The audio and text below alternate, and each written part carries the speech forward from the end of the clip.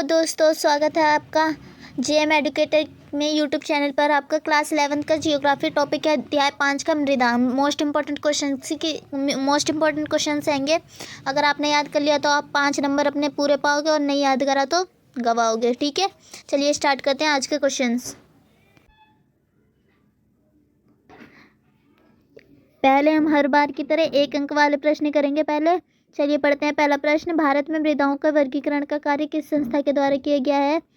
इसको किया गया ICAR, भारतीय कृषि अनुसंधान परिषद के द्वारा किया गया है। दूसरा क्वेश्चन है हमारे देश में किस प्रकार की मृदा सबसे अधिक पाई जाती है? जलोढ़ मृदा पाई जाती है, ये तो आपको भी पता होगा।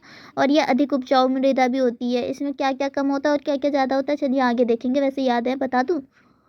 फॉस्फोरस ज़्यादा होता है और पोटेशियम कम होता है। गठन की दृष्टि से जलोढ़ मृदा की क्या विशेषताएं हैं? ये मृदा बलुई, दोमट से चिकनी मिट्टी की विशेषता लिए होते हैं। इनमें पोटास की मात्रा अधिक एवं फॉस्फोरस की मात्रा कम होती है। फोर्थ क्वेश्चन, काली या रेगन मृदा में किन तत्वों की प्रचुरता एवं किन तत्वों की कमी पाई जाती है?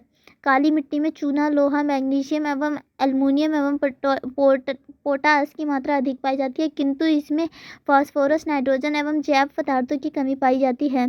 फिफ्थ क्वेश्चन, लैटराइट मृदाएं भारत में कहाँ कहाँ पाई जाती हैं? ये मृदाएं सामान्यतः कर्नाटक, केरल, तमिलनाडु, मध्य प्रदेश एवं उड़ीसा एवं असम के पठारी क्षेत्रों में पाई जाती है। लवण मृदाओं में लवणीय होने के मुख्य कारण क्या हैं? शुष्क जलवायु एवं खराब अपवाह के कारण इस प्रकार की मृदा का निर्माण होता है। इसमें सोडियम, पोटेशियम और मैग्नीशियम का अनुपात अधिक हो जाता है। सेवंथ क्वेश्चन है, मृदा का ह्यूमस कहाँ से मिलता है? वनस्पति और जीव जंतुओं से मिलता है। ये आप इस सारे ने याद कर लेना, एक क्वेश्चन वाले। और मैंने हरदम कहा है, अगर लॉन्ग क्वेश्चन याद करें तो शॉर्ट तो अपने आप हो जाएंगे, और नहीं करें लॉन्ग तो शॉर्ट की कोई गिनती मत रखना, हो जाएंगे आपसे। ठीक है, चलिए स्टार्ट करते हैं। दूसरा लॉन्ग वाले देखते हैं हम डायरेक्ट। ये रहे आपके लॉन्ग वाले क्वेश्चन भी तैयार रखे हैं मैंने। इसमें देख लो, तीन अंक में कौन से आएंगे, 2 अंक में कौन से आएंगे? मेरे ख्याल से 3 अंक का एक ही आएगा। इन सब में से कोई सा एक आएगा और 2 अंक के आपके उसमें पूछ लिए जाएंगे, ऑप्शनल में जो होते हैं। ठीक है, चलिए स्टार्ट करते हैं। लॉन्ग क्वेश्चन, मृदा अपरदन से क्या तात्पर्य है? मृदा अपरदन को कितने वर्गों में रखा जा सकता है? मृदा अपरदन प्राकृतिक या मानवीय कारणों से मृदा के आवरण का नष्ट होना मृदा अपरदन कहलाता है। ये मृदा अपरदन समझ आ गया क्या होता है? ठीक है, मृदा अपरदन के कारक के आधार पर इसे पवनकृत एवं जल द्वारा अपरदन में वर्गीकृत कर सकते हैं। पवन द्वारा अपरदन शुष्क एवं अर्धशुष्क प्रदेशों में होता है। बहते जल द्वारा अपरदन ढालों पर अधिक होता है। हम 2 वर्गों में रखते हैं। परत अपरदन में तेज बारिश के बाद मृदा की परत का हटना, हम यहाँ पर हैं, आपको दिख नहीं रहा होगा शायद, तो बता दूं, यहाँ पर हैं हम लोग, परत अपरदन। और दूसरा है अवनालिका अपरदन, यहाँ पर पहुँचे हैं अभी तक हम। ठीक है, अवनालिका अपरदन क्या होता है? तीव्र ढालों पर जल कृषि भूमि पर गहरी नालियाँ बना देती है। तीव्र ढालों वाले जल कृषि भूमि पर गहरी नालियाँ बना देती है। चंबल के बीहड़ इसका उदाहरण है। ठीक है, चंबल रहेगा जहाँ पे, वहाँ पे बीहड़ रहेगा, एक नाम का वो होगा गांव, वहाँ पर इसका उदाहरण है एक ये। ठीक है, सेकंड क्वेश्चन देखते हैं। मृदा अपरदन के प्रमुख कारण एवं इस समस्या के निपटने के उपाय बताइए। मृदा अपरदन के लिए उत्तरदायी कारण, वनोन्मूलन पहला आएगा। वनोन्मूलन मतलब क्या होता है? पेड़ों को काटना। ठीक है, और दूसरा है अति सिंचाई, ज़्यादा सिंचाई करने से पानी की सिंचाई नहीं होती है। ठीक है, उसी की वजह से। तीसरा है रासायनिक उर्वरक का अधिक उपयोग। रासायनिक जो होती हैं, मतलब केमिकल चीज़ें जो होती हैं, हम उसका ज़्यादा उपयोग करते हैं, इस वजह से। मानव द्वारा निर्माण कार्य एवं दोषपूर्ण कृषि पद्धति, मानव के ही द्वारा ये सारे काम होते हैं ना, इसलिए। फिफ्थ क्वेश्चन है अनियंत्रित चराई। हम लोग गाय भैंस जो होती हैं उनको हद से ज़्यादा चराई करवा देते हैं, इस वजह से भी होती है मृदा अपरदन। इसको रोकने के उपाय आएंगे, हमें वृक्षारोपण लगाना चाहिए, वृक्ष लगाना चाहिए हमें, मतलब पेड़ लगाने चाहिए। सेकंड पॉइंट है समुच्च रेखीय जुताई, हमें जुताई करनी चाहिए अति से। ठीक है, थर्ड है अति चराई पर नियंत्रण, और चराई जो है कि ज़्यादा नहीं करवानी चाहिए। और फोर्थ है सीमित सिंचाई, सिंचाई हमें अपने मतलब लिमिट में करनी चाहिए, इस वजह से। फिफ्थ में आएगा रासायनिक उर्वरकों का उचित प्रयोग, हमें करने चाहिए केमिकल का प्रयोग, पर थोड़ा नियंत्रण में करना चाहिए, ज़्यादा नहीं। वैज्ञानिक कृषि पद्धति को अपनाना। ठीक है, थर्ड क्वेश्चन देखते हैं। मृदा संरक्षण किससे क्या तात्पर्य है? ठीक है, ये वाला इंपॉर्टेंट हैगा। मृदा संरक्षण से क्या तात्पर्य? इंपॉर्टेंट तो सारे ही हैं इसमें के, 5 क्वेश्चन में आने हैं, 5 मार्क्स में आने हैं तो कोई सा भी तो आ जाएगा ना। अब वो बता के थोड़े ना आएगा आपको कि मैं आऊँगा इसमें, ठीक है। मृदा संरक्षण से क्या तात्पर्य है? मृदा संरक्षण को सुनिश्चित करने के लिए क्या करना चाहिए? मृदा के अपरदन को रोककर उसकी उर्वरकता को बनाए रखना ही मृदा संरक्षण होता है। ये दोनों रिलेटेड है एक दूसरे से। संरक्षण के उपाय क्या क्या करना चाहिए हमें मृदा के लिए? 15 से 25% ढाल प्रवणता वाली भूमि पर खेती ना करना। सीढ़ीदार खेत बनाना ढालों पर यदि कृषि जरूरी हो तो। सस्तावर्धन यानी फसलों को हेर फेर के साथ उगाना अन्य जो मृदा अपरदन को रोकने के उपाय में शामिल है, ठीक है। बस खत्म हो गया ये वाला क्वेश्चन। 4th क्वेश्चन देखते हैं। जलोढ़ मृदा की विशेषताएं बताएं। जलोढ़ मृदा, काली मृदा और लैटराइट मृदा। जलोढ़ मृदा सबसे ज़्यादा अधिकतम पॉइंट इसी के हैं कि ये आ सकती है, ये आ सकती है, ये आ सकती है, यही है जो आ सकती है। फिर उसके बाद अगर ये नहीं आएगी तो ये आएगी, और अगर ये भी नहीं आई तो पक्का है कि ये तो आनी है। ये वाली नहीं आती ज़्यादा, ठीक है। लैटराइट मृदा नहीं आती, ये वाली ना, ये ज़्यादा आती नहीं है पेपर में। ये लाल और पीली मृदा ये आती नहीं है ज़्यादा पेपर में, ठीक है।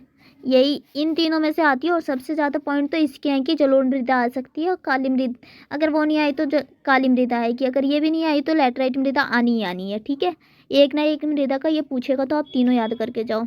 और मृदा किसे कहते हैं ये तो अच्छा ही क्वेश्चन है और बहुत आसानी से याद होता है, मैं सच बता रही हूँ, बहुत आसानी से याद होता है, ठीक है। चलिए स्टार्ट करते हैं। अब दूसरा, जलोढ़ मृदा की विशेषताएं बताओ। जलोढ़ मृदा की विशेषताएं निम्नलिखित हैं। यह मृदा नदियों द्वारा बहाकर लाए गए अवसादों से बनती हैं।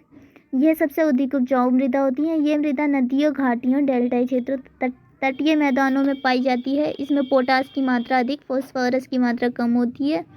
यह मृदा का रंग हल्के धूसर रंग का होता है। यह भारत में कहाँ कहाँ पाई जाती है? गंगा एवं ब्रह्मपुत्र मैदानों में पाई जाती है ये वाली मृदा, ठीक है। और काली मृदा कहाँ पाई जाती है?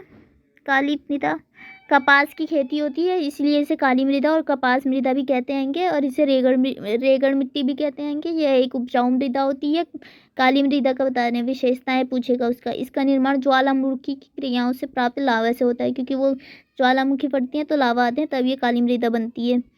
यह एक उपजाऊ मृदा है। इसमें कपास की खेती होती है, इसलिए इसे काली मृदा एवं कपास मृदा भी कहते हैं। इसमें ऐसे भी क्वेश्चन पूछ लेगा कि रेगड़ मृदा किसे कहते हैं, फिर उसमें दे देगा ऑप्शन जलोढ़ मृदा, काली मृदा या किसको, लैटराइट मृदा, लाल और पीली मृदा। अगर आपको पता होगा तो आप लगा दोगे। मैंने कहा है ना, लॉन्ग क्वेश्चन याद करो, शॉर्ट नहीं, ठीक है। इसमें चूना, लोहा, मैग्नीशियम तथा एल्युमिनियम जैसे तत्व अधिक पाए जाते हैं, और तथा फॉस्फोरस, नाइट्रोजन जैव तत्वों की कमी होती है। ये 6th क्वेश्चन आप देख लेना। लाल और पीली मृदाओं की विशेषताएं बताएं। मैंने दे दिया है, आप नोटबुक में नोट करना चाहें तो कर सकते हैं। 7th क्वेश्चन, लैटराइट मृदाओं की विशेषताएं बताइए। लैटराइट मृदाओं की विशेषताएं निम्नलिखित हैं। लैटराइट एक लैटिन शब्द लेटर से बना है, एक शाब्दिक अर्थ ईंट है। इसका क्वेश्चन भी ऐसा पूछा जा सकता है कि लैटराइट मृदा का अन्य नाम कौन सा है? इसे कहते हैं ईंट मृदा भी कहते हैं इसे, ठीक है। और इसका निर्माण मानसूनी जलवायु में शुष्क तथा आर्द्र मौसम के क्रमिक परिवर्तन के कारण होने वाली निक्षालन प्रक्रिया से हुआ है। यह मृदा उपजाऊ नहीं होती, लैटराइट मृदा उपजाऊ नहीं होती, ठीक है। इसमें नाइट्रोजन, यूना, फॉस्फोरस तथा मैग्नीशियम की मात्रा अधिक होती है। मैग्नीशियम होगा शायद, वो गलती हो गई होगी, ठीक है। यह मृदा पश्चिमी तट, तमिलनाडु, आंध्र प्रदेश, उड़ीसा और आसाम के पर्वतीय क्षेत्र जहाँ तथा राजमहल की पहाड़ियों में मिलती है। मृदा किसे कहते हैं? 8th क्वेश्चन है, मृदा किसे कहते हैं? इसके 4 प्रकार होते हैं, ठीक है। इसे याद करना बहुत इंपॉर्टेंट है। कौन कौन से होते हैं देखते हैं आगे। मृदा के निर्माण की प्रक्रिया बहुत जटिल होती है, ये तो सबको ही पता है और मेरे को तो पता ही पता है, ठीक है। जनक, इसके 4 प्रकार होते हैं ना, मैंने कहा था ना, पहला, दूसरा, तीसरा और चौथा। और समय भी, तो समय की कोई बड़ी बात नहीं है, वो तो हमें याद ही हो जाता है कि एक मृदा की छोटी सी परत के लिए कई हजार वर्ष लग जाते हैं। जनक पहला देखते हैं। जनक सामग्री अथवा मूल पदार्थ। मृदा का निर्माण करने वाला मूल पदार्थ चट्टानों से प्राप्त होता है। मृदा किसके वजह से निर्माण होती है? चट्टानों से प्राप्त जो होता है मूल पदार्थ, उनसे होते हैं। चट्टानों के टूटने फूटने से मृदा का निर्माण होता है, ठीक है। और सेकंड पॉइंट है उच्चवच निर्माण की प्रक्रिया में उच्चवच का महत्वपूर्ण स्थान है। तीर ढाल वाले क्षेत्रों में जल प्रवाह की गति तेज से मृदा निर्माण में बाधा आती है। जहाँ तीर ढाल से जल प्रवाह होता है, जल आता है, तो मृदा निर्माण जहाँ होता है वहाँ पे बाधा आ जाती है, रुक जाती है वहाँ पे मृदा निर्माण की प्रक्रिया, ठीक है। कम उच्च वाले क्षेत्रों में निक्षेप अधिक होता है, तब कम उच्च जहाँ होता है वहाँ पे निक्षेप अधिक हो जाता है और मृदा की परत मोटी हो जाती है इस वजह से। और जलवायु, थर्ड पॉइंट है, जलवायु के विभिन्न तत्व विशेषकर तापमान तथा वर्षा में पाए जाने वाले विशाल प्रादेशिक अंतर के कारण विभिन्न प्रकार का मृदाओं का जन्म कैसे होता है। उसमें ऐसे भी पूछ लेगा अगर कि विभिन्न प्रकार की मृदाओं का जन्म कैसे होता है बताइए, तो उसमें जलवायु आंसर हो जाएगा अगर 1 मार्क्स में पूछा है तो। ठीक है। प्राकृतिक वनस्पति, किसी भी प्रदेश में मृदा निर्माण की वास्तविक प्रक्रिया तथा इसका विकास वनस्पति की वृद्धि के साथ ही आरंभ होता है। किसी भी प्रदेश में अगर मृदा निर्माण होती है तो वो प्राकृतिक होती है, अपने से ही होती है मृदा का निर्माण। ठीक है। और मृदा की छोटी सी परत के लिए इसका कई हजार वर्ष लग जाते हैं। अगर आपको और मैप तो आता है 2 नंबर में, इस चैप्टर में से 2 नंबर का आएगा। ठीक है।